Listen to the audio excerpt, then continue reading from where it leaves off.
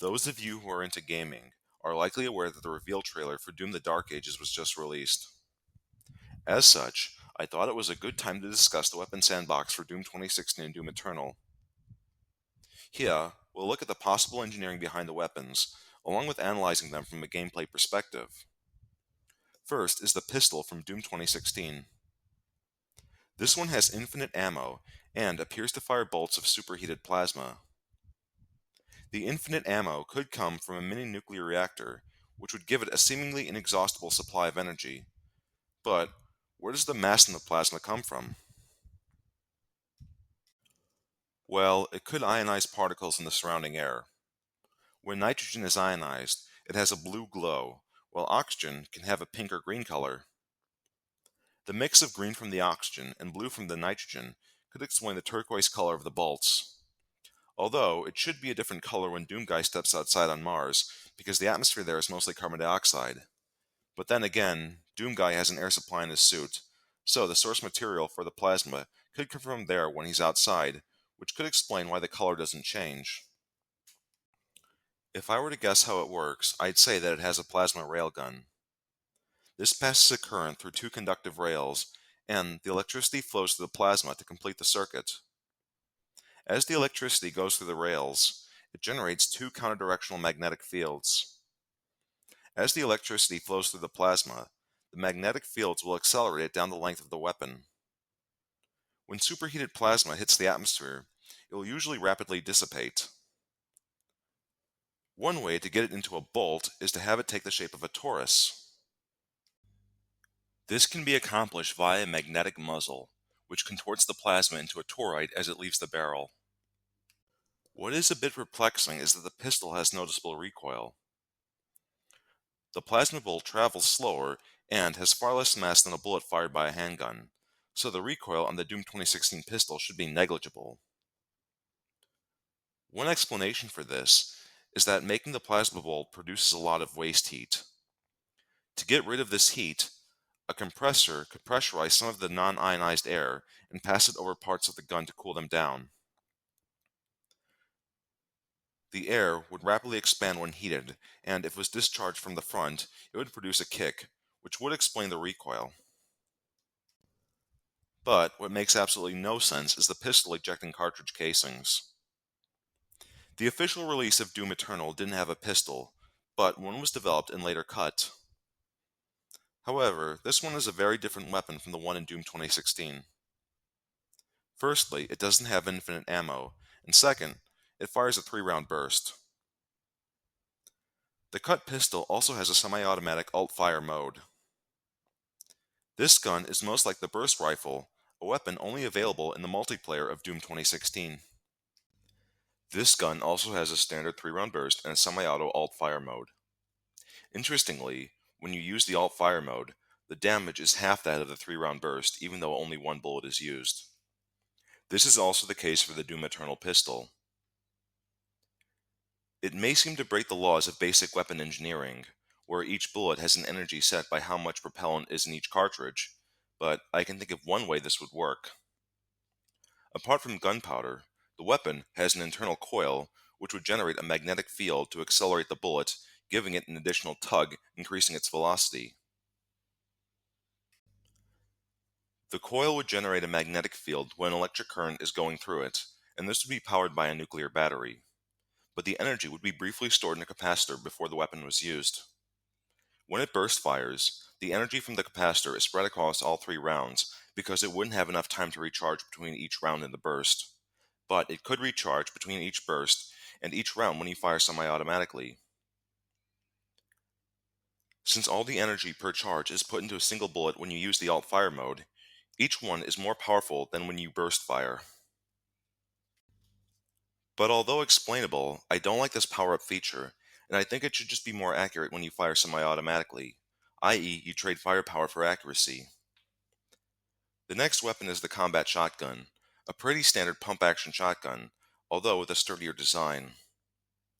One of the mods you can get in Doom 2016 is the explosive shot. One of the main misconceptions about this mod is that it's an underbarrel grenade launcher, but if you look at the front of the gun, there's still only one muzzle. Instead, it's an explosive slug which is fired from the chamber in the same manner that the shotgun shells are.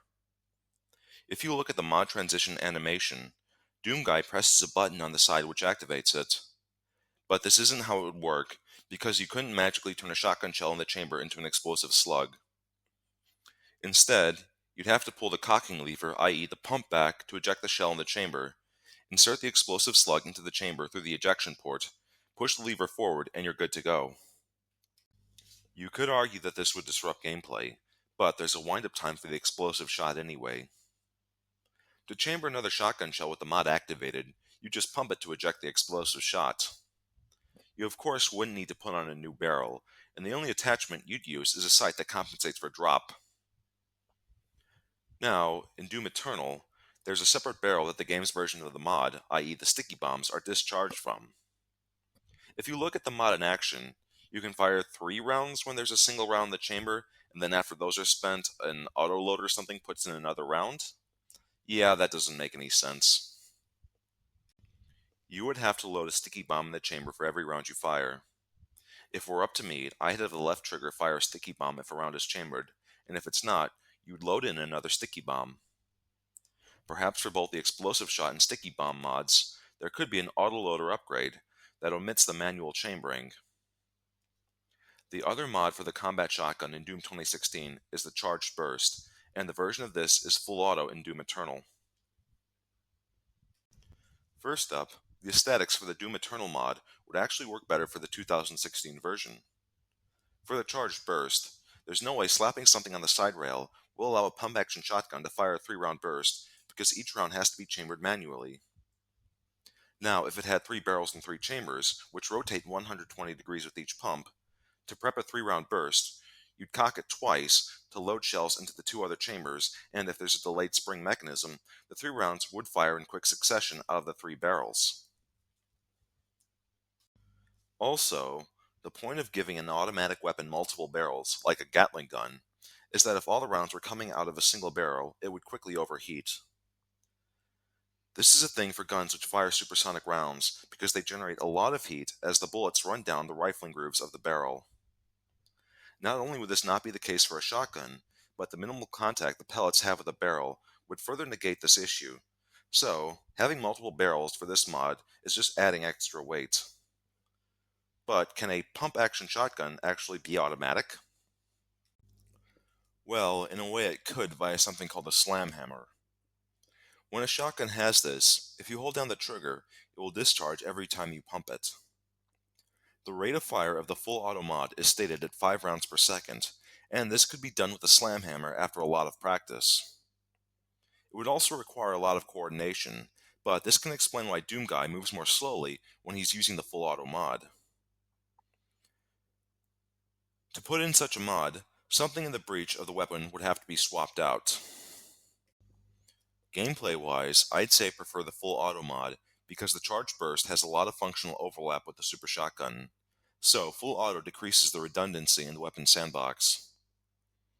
This of course brings me to the next weapon, the super shotgun. Not much to say about the functionality, because double-barrel shotguns have been around for a long time. Although, most have 2 triggers, one for each barrel, while the Doom one has a single barrel which fires both simultaneously.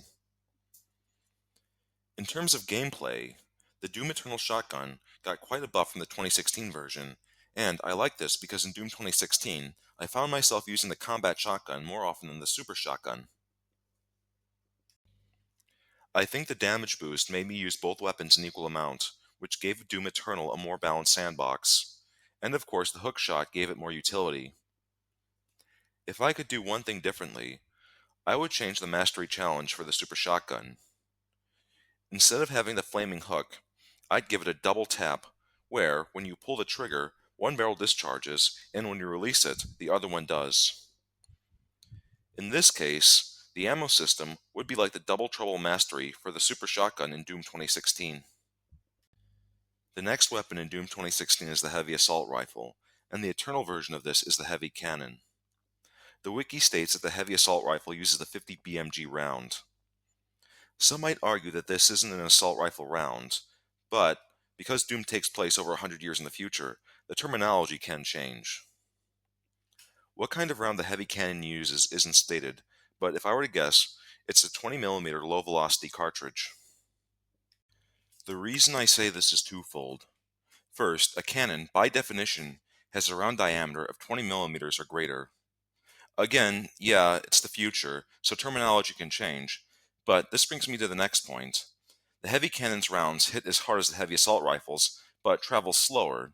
So, to make up for the decreased muzzle velocity, the rounds would have to be larger than a 50 cal or 12.7 millimeter.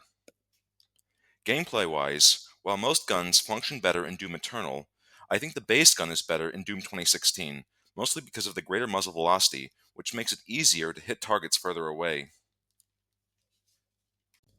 Now, let's talk about the mods. One of these is the micro missiles, and having one equal 3 rounds doesn't make much sense because for it to work, you'd have to magically turn 3 bullet cartridges into a tiny missile. Between the two versions, I think the heavy cannons version of the mod was better because it gives you more missiles. Although, the primary charger upgrade is not one I'm a fan of, because somehow killing an enemy gives the missiles a power boost, and again, there's no way this could work. I mean, I know you have to suspend some belief with the mod and upgrade system, but this isn't an excuse to do away with any kind of realism. But I think the bottomless missiles mastery could work if there's an internal belt which continuously replenishes the launcher. The other mod is the tactical scope for the heavy assault rifle, and the heavy cannon's version of this is the precision bolt. The tactical scope is pretty standard, as many combat rifles are equipped with optics, but the heavy cannon's precision bolt somehow turns 6 low-velocity rounds into a single high-velocity sniper rifle round. I think this gave a bit too much functional overlap with another weapon, that being the ballista. What I would have done is to slip the Doom Eternal's pistol into this mod by giving it a quick-fire 3-round burst when scoped in, on top of giving the heavy cannon a higher muzzle velocity. The upgrades would be giving the burst a greater rate of fire, decreasing the recovery time between each burst, and increasing the headshot damage multiplier. The mastery challenge would again be the headshot blast. The next weapon is the chain gun. And first things first, a common trope in gaming is to call a gun with multiple rotating barrels a chain gun, but this isn't the case. A Gatling gun is a gun with multiple rotating barrels. A chain gun is a gun with the bolt pulled back by a chain linked to a motor. The second problem I have with the Doom 2016 version is that you can see it's fed by a belt with full metal jacket cartridges. However, the codex entry says the bullets are accelerated by air compressed by an internal piston, so there's no need for it to have a casing with a chemical propellant in it. Another problem is how powerful it is relative to the heavy assault rifle. The chain gun's round diameter is 15 millimeters, while the heavy assault rifle's is 12.7. So, the chain gun's round has 1.65 times the volume of the heavy assault rifles. The chain gun's rounds are also stated to be tungsten, which has a density of 19.3 grams per cubic centimeter. If we assume the heavy assault rifle's rounds are half copper, half lead by mass, their density would be a little over 10 grams per cubic centimeter. This means each chain gun round has 3.14 times the mass of the heavy assault rifles. But it doesn't stop there. The muzzle velocity of the chain gun is 1515 meters per second. The heavy assault rifle's muzzle velocity isn't stated, but since it uses the same ammo, we can assume it's roughly the same as the M250 cal machine gun at 890 meters per second.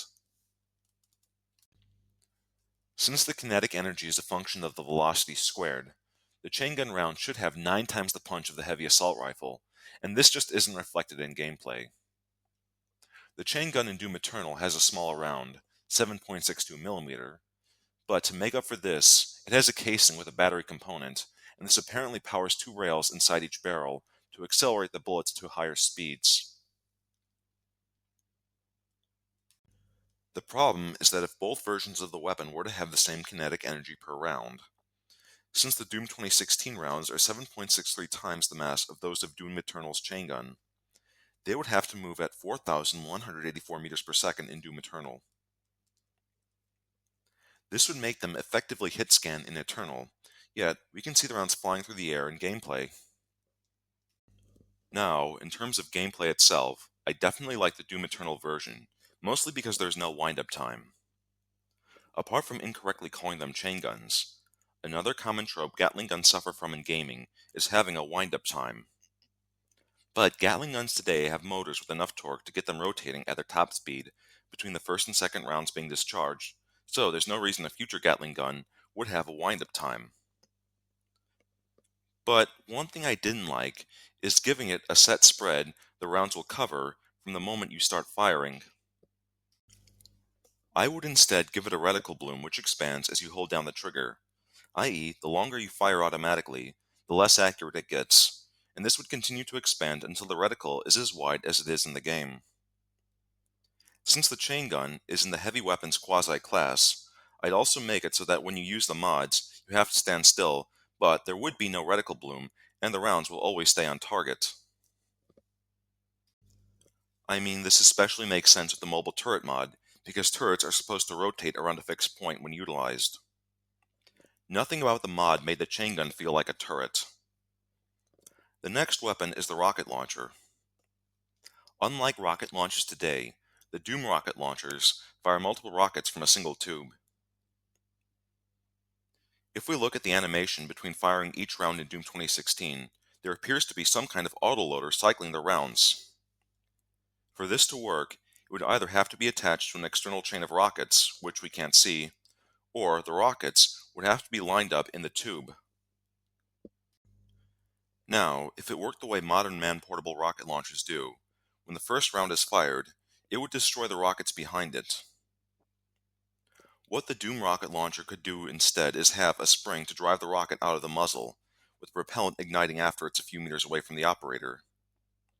This would also give the rocket launcher recoil. Rocket launchers having recoil is another annoying trope in gaming. Of course, this isn't the case with modern rocket launchers, because all of the propellant goes out the back.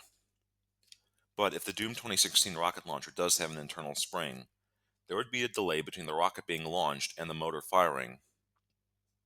Although, if they really wanted to make the rocket launchers more realistic, they could just have Doomguy load in another rocket between each shot like the Super Shotgun. As for the mods, well, giving rockets homing technology or a way to detonate midair is pretty straightforward today. Although, there's no real way a lock-on 3-round burst would work, because you can only have one rocket in the breach at a time, and there's a set time the autoloader takes to put the next one in the breach. As for how the Doom Eternal rocket launcher works, it's hard to say because it runs on Demon Tech. Gameplay-wise, I'm not a fan of the lock-on burst, and I think it should only fire one homing rocket at a time, but with a faster locking and recovering time. As for the remote det mod, what I'd have done differently is give it a different mastery. Instead of having an explosive array, I would have a designating laser being emitted by the launcher. You'd activate it by pressing the mod button, and the rocket would start moving wherever the laser is pointed, and when you release the mod button, the rocket detonates. If you don't release the button, but the rocket hits whatever you're pointing at, it will still detonate. In terms of preference, I definitely like the Doom Eternal rocket launcher more. Yeah, the rounds are slower, but they punch way harder, so it feels like it better fills the role rocket launchers do in gaming. The next weapon is the plasma rifle, which fires bolts of superheated plasma. It's a common trope in gaming and sci-fi to call any ranged weapon that can't be fired from one hand a rifle. But a rifle is a gun with grooves in the barrel, which causes the round to spin in flight, stabilizing it. The plasma rifle isn't a rifle, nor is it even a gun, because a gun has solid projectiles and a barrel. But that aside, how does it work? Well, if I were to guess, I'd say it has an internal rail which accelerates plasma to high velocities, and a magnetic muzzle to contort the plasma into a toroid to fire it as a bolt, kind of like the Doom 2016 pistol. Although, instead of using atmospheric gases, the plasma rifle probably uses argon, which will either glow blue or magenta when ionized. The argon could also be in the power cells used as ammo for the plasma rifle.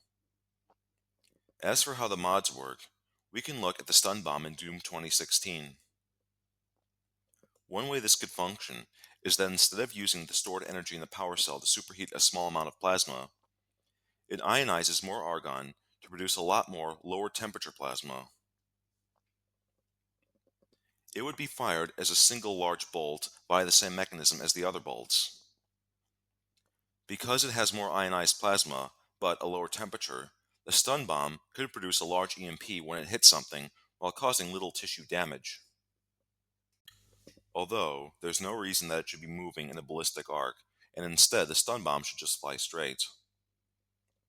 The other mod is the Heat Blast, and this is in both the Doom 2016 and Doom Eternal versions of the weapon. The plasma rifle has noticeable recoil despite being a directed energy weapon, but as discussed before, this would be the case if the coolant air is expelled out of the front of the weapon. The heat blast could instead store these gases until the operator decides to discharge it.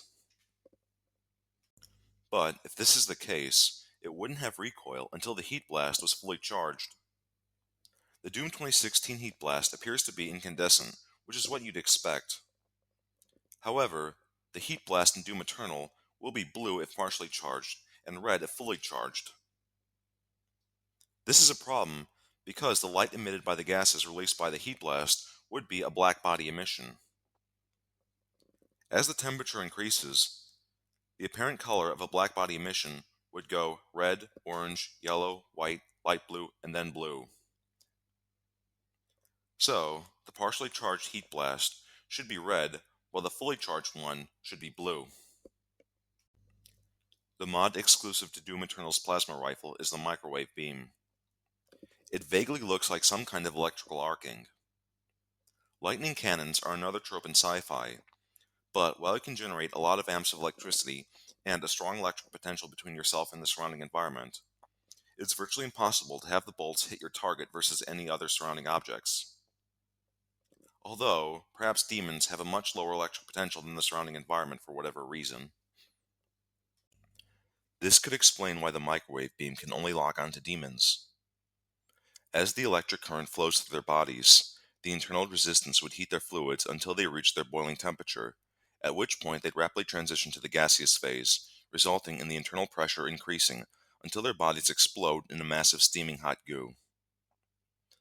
The last thing I have to say about the design of the Doom Eternal plasma rifle is that it doesn't have a buttstock, which would make the weapon less accurate. I mean, sure, it would take up less space when you're not using it, but you could get around this by having a folding or slide-out stock. It's like Jonathan Ferguson said, if you're not going to put a buttstock on a gun, you'd better have a damn good reason. In terms of gameplay, I definitely like the Doom Eternal plasma rifle, or at least the base gun, but I did use the stun bomb more than the microwave beam. This is largely due to the stopping power buff it got. I mentioned I liked the Doom 2016 assault rifle base gun, and if you had it, along with the Doom Eternal plasma rifle, the assault rifle would have the weaker rounds that go faster, while the plasma rifle would dish out more damage, but the rounds would travel slower, making it easier for the enemies to dodge them. This would have given a more balanced and less redundant weapon sandbox, as the heavy cannon just felt like a slow-firing version of the plasma rifle. Next, we have the Gauss cannon in Doom 2016, and again, there's an improper designation. A Gauss cannon is a gun that uses coils to generate a magnetic field to accelerate a projectile, but as we can plainly see, the quote-unquote Gauss cannon in Doom is actually a railgun. On top of that, it has a design feature which a lot of sci-fi railguns have, which they shouldn't, and that's non-connected rails. I think this is done to make them look more, shall we say, raily. The problem is that the magnetic field generated by the electric current as it flows through the rails, which accelerates the projectile, also pushes the rails apart. So, if you don't have anything connecting them, eventually the gun will break in half. Now, this weapon shares the same ammo pool as the plasma rifle. It, of course, would need a power source, which the power cells would provide. Although these cells probably wouldn't have flechettes, the solid projectiles the Gauss cannon fires, so they're probably stored inside the weapon. They can dish out serious damage even if they're small, if they're moving at hypersonic speeds. I also hypothesized the power cells had argon in them, and could these be used in the Gauss cannon? Well, we already know they're used in the Siege Mode mod, But one problem railguns have is the extreme frictional heating caused by the projectile sliding along the rails. This often causes them to wear out very quickly, and one way around this is to use ionized plasma to conduct the electric current between the rails and the projectile. This way, the projectile doesn't come in contact with the rails, negating any frictional heating. As for how the mods work, I'm not sure how the precision bolt would work, because putting the ring on the muzzle is supposed to increase the accuracy somehow, but I can't see any way this would work. You could say that it might be a magnetic coil to stabilize the round, but this would likely interfere with the magnetic field generated by the rails, which would cause the projectile to fly off in weird directions. As for the siege mode, I think it puts a lot more argon plasma into each shot, and instead of discharging a standard flechette, it could fire one which would generate its own magnetic field once it left the muzzle to contain the plasma in the beam, which would prevent it from flying off in every direction once it leaves the muzzle. So, the siege mode would be a hybrid projectile/plasma railgun. In Doom Eternal, the Gauss cannon was replaced by the ballista. This one fires two energy beams, and as for how it's supposed to work, I have no clue because it runs on Sentinel technology. Of course, there's no reason a directed energy weapon should have tension coils and a prod, so they could make it more grounded if they had it fire a bolt. An enchanted energized bolt, but a solid projectile nonetheless. Although this one also has the same ammo pool as the plasma rifle, and how an ancient Sentinel weapon could be connected to modern power cells is beyond me. Gameplay-wise, I like the Gauss cannon more, both the base gun and the mods. As for what I would have done differently in Doom Eternal, well, first because the ballista is also in the heavy weapon quasi-class, I'd make it so that you'd have to stand still when using both mods. I'd have the siege mode function the same way as it does in Doom 2016. Instead of the arbalist, I would have what I call the overpenetrator. This one would use the same amount of ammo and deal the same damage per shot, but after being charged, the beam would turn magenta and go through walls. It would also give you X-ray vision to see what's on the other side of obstacles. Now we're on to the super weapons. First is everyone's favorite, the BFG 9000. Now, one issue some might bring up with it is that it's too large to be practical in combat. This is a non-issue because it's a proof of concept technology demonstrator. As for how it works, well, I don't see any way something could shoot an energy orb that hovers in the air and zaps demons. The only thing I could imagine is that instead of firing an energy orb, it launches a drone that flies through the air and zaps demons using the same method as the microwave beam. Another super weapon is the Unmaker, but this one's optional. This one uses Maker technology, so I can't really speculate as to how it works, but I can say that it shouldn't share the same ammo pool as the BFG, because human and Maker tech wouldn't have the same adapter to get energy from a power cell. The last super weapon is the Crucible, and this appears to be your standard energy sword with a superheated plasma blade emitted by the hilt. Although the plasma can remain in its configuration even when disconnected from the hilt, suggesting there's some weird magic going on. But cutting enemies with plasma doesn't give you clean cuts like we see in the game. It flash boils your opponent's fluids, causing them to explode. Now on to equipment items. First we have the chainsaw. Well, it wouldn't cut through flesh the way it's depicted, because when the hooks get caught on someone, it would pull their whole torso toward you. When you cut a log with a chainsaw, you'd have to have one foot on it to hold it in place. In order for a chainsaw to cut something in the manner we see in the gameplay, it would need two counter-rotating blades. But the demons' bodies are so strong that they can stop 50 caliber rounds, so it would take the chainsaw a lot longer to cut through them. As for what the chainsaws were doing on Mars, a planet with no wood, according to Doom 3, an order for jackhammers was mixed up. Another equipment item is the grenade.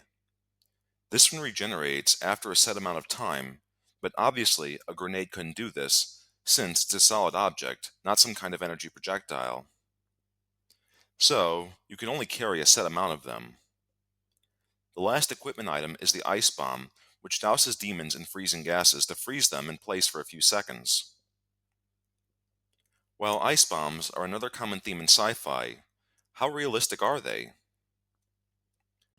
Well, the human body temperature is 37 degrees Celsius, and it takes 4,186 joules to heat 1 kilogram of water, which we're mostly made out of, 1 degree Celsius.